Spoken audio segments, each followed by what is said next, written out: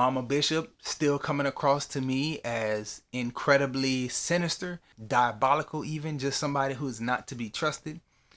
She made a mystery phone call here. Do y'all have any idea who that mystery phone call could be to?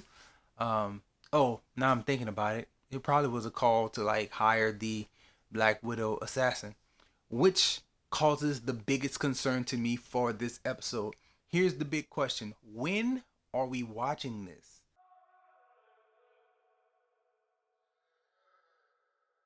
What's good, everybody? Welcome back to Hope Views, and today we get to sit down and talk about Hawkeye, episode 4.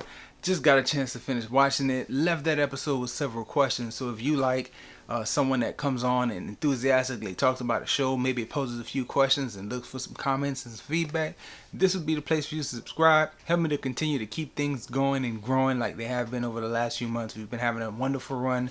Help us to continue to keep up that good pace. Talking about this episode, I feel like it was very impressive. The pacing of these shows to me is something that you really need to pay attention to, something that you really need to notice.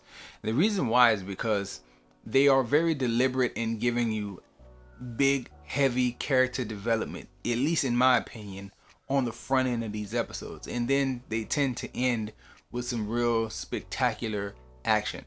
So in the beginning half, we get the backstory to like Clint and some more of the insane trauma that he's dealing with being an Avenger. And that line hit so heavy when he said, doing what I do is like managing loss. It's like, yo, that's real deep, real nice stuff. You also, I'm kind of jumping around, but you also get the development of the character of Jack. And I don't know why before this episode I just didn't realize how much Jack has an accent and how much he is, to me at least, portrayed to be like a real foreigner. Like he is right in line with the Tracksuit Gang, mainly because he has that weird thing he does with euphemisms. Like he messes those up all the time, much like a foreigner would. You also have instances of him with his accent, and to me, I know his accent has been there in previous episodes, but it just felt way more deliberate, way more evident in this here episode. So that was also noticed on the front half. Mama Bishop still coming across to me as incredibly sinister, diabolical, even just somebody who is not to be trusted. She made a mystery phone call here. Do y'all have any idea who that mystery phone call could be to? Oh, now I'm thinking about it. It probably was a call to like hire the Black Widow assassin, which causes the biggest concern to me for this episode. Here's the big question: when are we watching this? Because if we're looking at the events of Black Widow and knowing that the Yelena Belova character was set free from the Red Room in that film, it makes me think, what's going on here? Like, why is she the one like responding to the call that I believe Mama Bishop made? Like, what is the thing that motivated her to get out there and do this? Because if that movie Black Widow was right, she should be free from all Red Room activity at this point.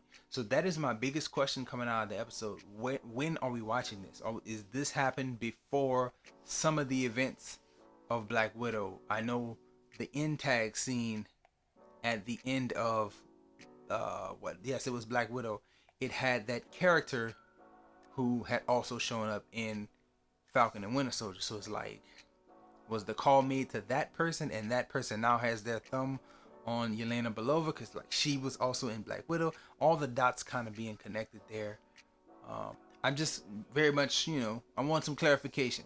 I haven't done any research. I'm actually, just finished watching the episode. So I'm piecing all this stuff together as we go through it together. Real reactionary here. Aside from the theories that, just kind of throwing out, and, the yarn that I just kind of connected, all the dots to just there.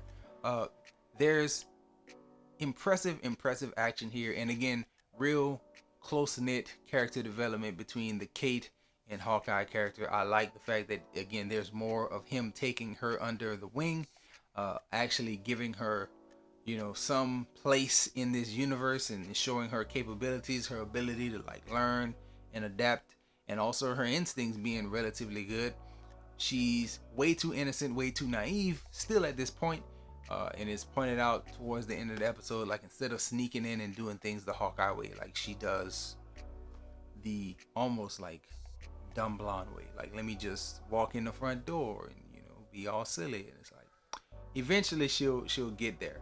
One of the things that I kind of predicted or talked about in previous videos, I had mentioned how there would be some type of fight between Hawkeye and Kate, where Hawkeye would really kind of lay it out there and kind of snap her back to reality. I feel like that was done very well because it wasn't really a fight. It was the uncomfortable speech about Natasha and how he met her and how he was supposed to take her out and he didn't. It was the best thing he ever done. So just doing that, and then the managing loss line hitting at the end, it's like that, I believe, kind of brought the stakes into focus for Kate's character. And I'm really hoping that she continues to, again, acknowledge the stakes and bring a level of seriousness to her character that she, you know, sometimes shows and then other times does not. Really like the Kate Bishop character. Really hope that they like carve out a place for her with this show moving forward. I think it was a good episode, very, very good episode. It has me on the edge of my seat, but it also has me thinking, kind of like I did for Falcon and Winter Soldier.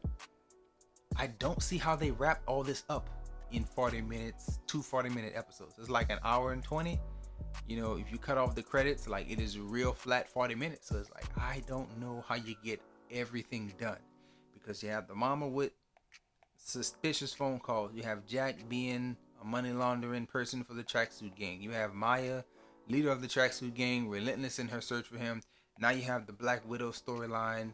She was hired. Like, how is that going to be resolved? There's a lot of stuff that needs to be resolved. And you got to get Hawkeye home in time for Christmas. If it happens, I would like to see it happen. Happy ending. But let's see if they can get all that done in 80 minutes. That is not much time to get those 4 things done. So that's pretty much all I have.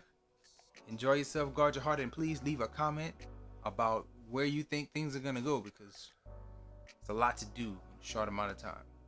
Let me know your thoughts. Enjoy yourself.